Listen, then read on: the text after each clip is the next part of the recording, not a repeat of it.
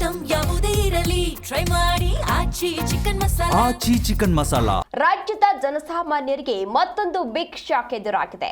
ಇಂದಿನಿಂದಲೇ KSRTC bus luggage ದರ ಹೆಚ್ಚಳ ಮಾಡಲಾಗಿದೆ. ರಾಜ್ಯದ ಜನಸಾಮಾನ್ಯರಿಗೆ ಇದೀಗ ಮತ್ತೊಂದು ಬಿಗ್ ಶಾಕ್ ಎದುರಾಗಿದೆ. ಇಂದಿನಿಂದಲೇ ಅಂದ್ರೆ ಇವತ್ತಿನಿಂದಲೇ ಕೆಎಸ್ಆರ್ಟಿಸಿ ಬಸ್ ಲಗೇಜ್ ದರವನ್ನ ಹೆಚ್ಚಳ ಮಾಡಲಾಗಿದೆ. ಬಸ್ನಲ್ಲಿ 30 ಕೆಜಿಯವರೆಗೆ ಉಚಿತ ಸಾಗಾಟಕ್ಕೆ ಅವಕಾಶವನ್ನ ಕಲ್ಪಿಸಲಾಗಿದೆ. ಅಂದ್ರೆ 30 ಕೆಜಿ ಒಳಗಡೆ ನಾವು ಉಚಿತವಾಗಿ ಸಾಗಾಟವನ್ನ ಮಾಡಬಹುದು, ಅದಕ್ಕೆ ಅವಕಾಶವನ್ನ ಕಲ್ಪಿಸಿದ್ದಾರೆ. ಅದಕ್ಕಿಂತ ಹೆಚ್ಚಿನ ಲಗೇಜ್ಗೆ ದೂರವನ್ನ ಆಧರಿಸಿ ದರವನ್ನ ಹೆಚ್ಚಳ ಮಾಡಿದ್ದಾರೆ. ಅಂದ್ರೆ ಇಷ್ಟು ದೂರಕ್ಕೆ ಇಷ್ಟು ಅಮೌಂಟ್ ಅಂತ ಹೇಳಿ ದರವನ್ನ ಹೆಚ್ಚಳ ಮಾಡಿದ್ದಾರೆ. 1 ರಿಂದ 5 ಸ್ಟೇಜ್ ವರೆಗೆ 6 ರೂಪಾಯಿ, 6 ರಿಂದ 12 ಸ್ಟೇಜ್ ವರೆಗೆ 12 ರೂಪಾಯಿ ಈಗಾಗಲೇ ಏರಿಕೆಯನ್ನ ಮಾಡಲಾಗಿದೆ. ಪ್ರತಿ ಕೆಜಿಗೆ 6 ರಿಂದ 145 ರೂಪಾಯಿವರೆಗೆ ಶುಲ್ಕ ಹೆಣೆದಿದೆ ಸಂಸ್ಥೆ. 30 ಕೆಜಿಯವರೆಗೆ ಉಚಿತ ಸಾಗಾಟಕ್ಕೆ ಅವಕಾಶವಿದ್ದು, ಅದಕ್ಕಿಂತ ಹೆಚ್ಚಿನ ಲಗೇಜ್ಗೆ ಪ್ರಯಾಣದ ದೂರವನ್ನು ಆಧರಿಸಿ ಪ್ರತಿ ಕೆಜಿಗೆ 6 ರಿಂದ 145 ರೂಪಾಯಿವರೆಗೆ ಶುಲ್ಕವನ್ನ ವಿಧಿಸಲಾಗುವುದು ಎಂದು ಈಗಾಗಲೇ ಸಂಸ್ಥೆಯಿಂದ ತಿಳಿಸಲಾಗಿದೆ. ಸಾಕು ಪ್ರಾಣಿಗಳು ಸೇರಿದಂತೆ ಗೃಹೋಪಯೋಗಿ ವಸ್ತುಗಳ ಸಾಗಾಟಕ್ಕೂ ಕೂಡ ಇದರಲ್ಲಿ ಅವಕಾಶ ಇರುವಂತದ್ದು. ಇದೇ ವಿಚಾರಕ್ಕೆ ಸಂಬಂಧಪಟ್ಟಂತೆ ಹೆಚ್ಚಿನ ಡೀಟೇಲ್ಸ್ ಅನ್ನ ನೀಡಲಿದ್ದಾರೆ ನಮ್ಮ ಪ್ರತಿನಿಧಿ ಭವ್ಯ ಸುನಿಲ್. ಭವ್ಯ ಸುನಿಲ್, ಏನಿದೆ ಹೊಸ ನಿಯಮ? ಯಾವ್ಯಾವ ವಸ್ತುಗಳನ್ನ ನಾವು ಬಸ್ನಲ್ಲಿ ಸಾಗಿಸಬಹುದು? ಎಷ್ಟು ದರವನ್ನ ಹೆಚ್ಚಳ ಮಾಡಿದ್ದಾರೆ? ಸದ್ಯ ಸಾರಿಗೆ ಇಲಾಖೆ ಈ ಒಂದು ಸುತ್ತೋಲೆಯನ್ನ ಹೊರಡಿಸಿರುವಂತದ್ದು. ಪ್ರಮುಖವಾಗಿ ಇವತ್ತಿನಿಂದ ಇದು ಜಾರಿಗೆ ಆಗುತ್ತೆ.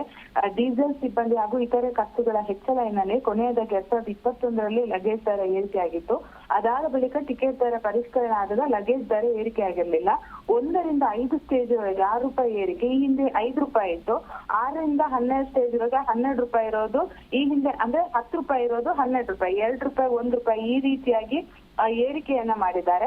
ಪ್ರಮುಖವಾಗಿ 30 ಕೆಜಿ ವರೆಗೆ ಉಚಿತವಾಗಿ ಲಗೇಜ್ ಸಾಗಿಸಲು ಅವಕಾಶವಿದೆ.